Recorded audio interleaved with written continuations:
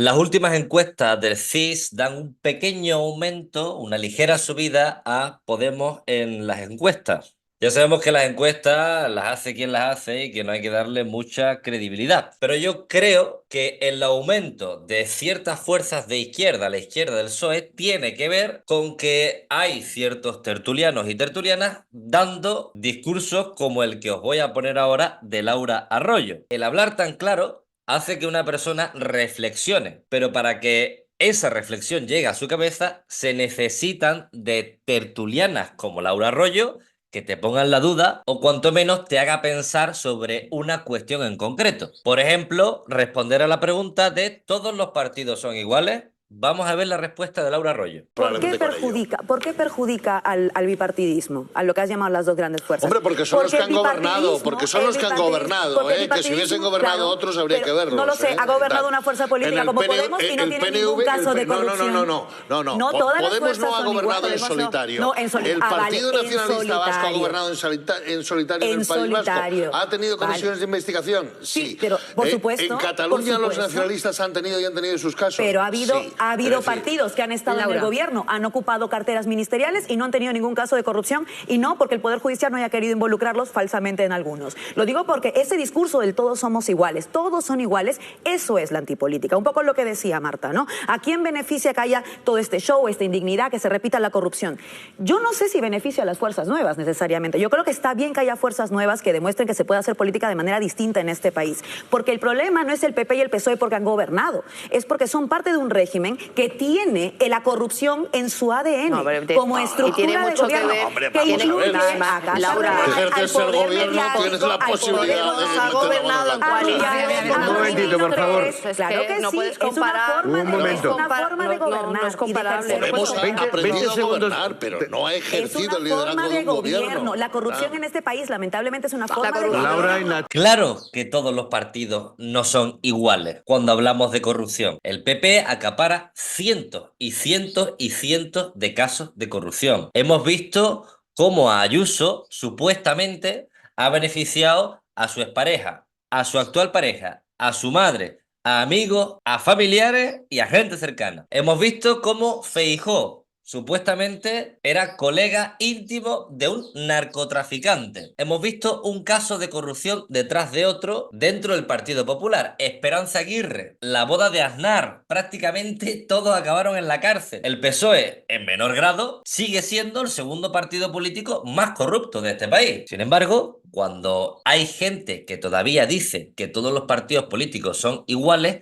yo me río en su cara, porque es una auténtica falacia. Es mentira. No todos los partidos políticos son iguales. Recordemos que Julián Guita volvió a ser profesor, renunció a pagas vitalicias, renunció a estar sostenido por el Estado, nunca metió la mano en la caja. Y sin embargo, la mayoría de políticos que pertenecen al Partido Popular y al PSOE acaban en consejos de administración.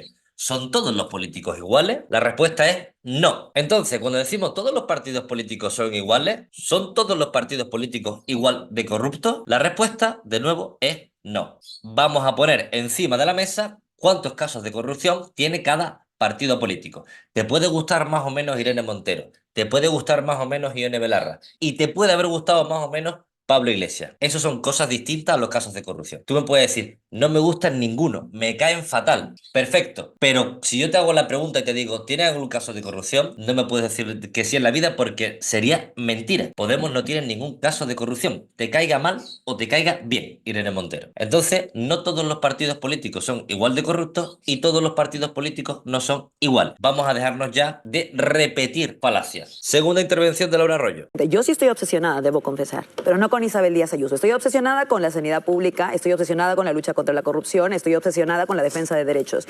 Y eso en este momento supone, por supuesto, decir claramente que tenemos que saber hasta el final dónde ha ocurrido todo esto. Lo que a mí me preocupa con las comisiones, y yo no sé si a la gente que nos oye le parezca lo mismo, es que da la impresión de que no van a llegar a ningún lado, que va a ser otra vez el Festival del Itu más, pero ahora llevado a las instituciones. El Senado más, el Congreso más, así como el PP más o el PSOE más. Y vamos a volver a ver ese espectáculo. Yo honestamente no confío que la lucha contra la corrupción se dé solamente en clave institucional, gobernar con los mismos partidos que están hasta las cejas también de casos de corrupción. Y menos cuando he visto que esos partidos podrán hacer mucho show de estar en contra de muchas cosas, pero luego se ponen de acuerdo muy rapidito en otras cosas. Así como en su día con el 135 no duraron ni un ratito en ponerse de acuerdo y votar a favor, o hace tan solo unos días en la Eurocámara votar a favor PP y PSOE avalando un pacto migratorio infame, racista en Europa, no tuvieron ningún problema. Ahora parece que estuvieran en contra, pero lo cierto es que también los he visto ponerse muy rápido a favor, por ejemplo, de evitar que hubiera comisiones que investigan la corrupción de Casa Real en su día con Juan Carlos I. ¿Qué es lo que pasa entonces? Que solo hay una corrupción que importa, que solo hay una cosa que les importa de determinado momento, determinado no. Yo no confío tanto entonces ni en las comisiones ni en las listas, me temo. Yo creo que va a haber mucho show y que lo que hay que hacer para evitar ese show precisamente es poner el foco donde debe estar el foco. Y creo que está en los nombres propios, sí, pero sobre todo en las acciones ciudadanas y en los destapes que los poderes mediáticos también pueden hacer responsablemente de todos estos escándalos que no se van a eliminar, porque el problema es ese bipartidismo, no el PP o el PSOE, es ambos que están en el ajo de todo el caso de corrupción. Para los partidos políticos somos realmente carnaza. Nos consideran ignorantes, se sienten impunes. Saben que tienen a grandes guardianes mediáticos que los van a sostener, que los van a defender y que van a conseguir que la opinión pública gire a su favor. Y cuando no lo consiguen, intentan embarrar al rival. Esto es lo que hace PP y PSOE. Y están los dos hasta arriba de casos de corrupción. Lo que ha dicho Laura del 135, priorizando la deuda antes que los ciudadanos. Las comisiones a la Casa Real, cómo se pusieron de acuerdo para defender a la corona. Cómo ambos partidos, los dos, defienden el negocio de la vivienda. Estas son las declaraciones de la ministra de Vivienda. Queremos que los promotores privados participen de la oferta en alquiler asequible o de la oferta de vivienda asequible. Y hay negocio. Pues ese es el problema, ministra, que mientras hay negocio, que mientras consideréis la vivienda como un negocio para los buitres y los especuladores, no vais a poder garantizar el derecho a la vivienda. Que si mandáis a 7 ministros al palco del Bernabéu a rendirle pleitesía a Florentino Pérez, mientras estáis reformando la ley del suelo para facilitar la operación Chamartín, no podéis garantizar el derecho a la vivienda. Que para garantizar el derecho a la vivienda hay que hacer cumplir la ley a las comunidades autónomas y limitar el precio de los alquileres. En territorios como Canarias o Baleares hay que impedir la compra de viviendas a los no residentes, porque los barrios, las ciudades, también los centros de nuestras ciudades tienen que ser para los vecinos y las vecinas, no solo para los turistas y sobre todo para los buitres y los especuladores. Y que en un país donde hay casi 4 millones de viviendas vacías es incomprensible que tengamos uno de los parques de vivienda pública más pequeños de toda Europa. Creo que no nos merecemos tener un gobierno que está más preocupado de la apariencia, de la superficialidad, de sacar un buen titular, que de resolver una emergencia como la que tenemos en España con el derecho a la vivienda. Y sobre todo creo que nos merecemos gobiernos e instituciones que tengan muy claro que la vivienda es un derecho y no un negocio. Hasta que no entendamos que el Partido Socialista Obrero Español no es ni socialista ni obrero, que no es de izquierda, que está controlado por la gran banca, que está controlado por grandes fondos de inversión, que en su esencia sigue siendo capitalista y por lo tanto en lo económico liberal y de derecha, hasta que no comprendamos esto, nuestra situación, la de la mayoría social, no va a cambiar, porque el Partido Popular sabemos que es claramente de derecha, pero el Partido Socialista es más peligroso porque se camufla en la izquierda. Cuando se siente muy ahogado, amplía algún que otro derecho social. Pero en esencia, en lo económico, sigue siendo liberal y de derecha.